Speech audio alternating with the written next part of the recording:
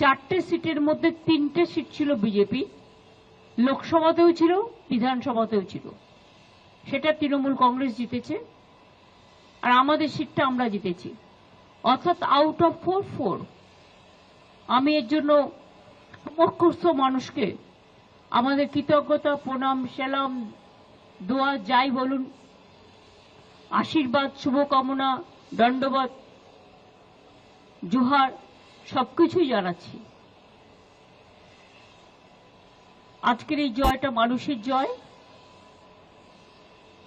আবার নতুন করে আমাদের সামাজিক দায়বদ্ধতা মানুষের প্রতি, সমাজ সংস্কার, সমাজের জাগরণ এবং বাংলার অস্তিত্ব রক্ষায়, বাংলার মানুষের অস্তিত্ব রক্ষায়, বাংলায় যারা থাকে তাদের অস্তিত্ব রক্ষায়, শান্তি, সম্প্রীতি, সংহতি সবকিছুকে নিয়েই আগামী দিন আমরা কাজ করব।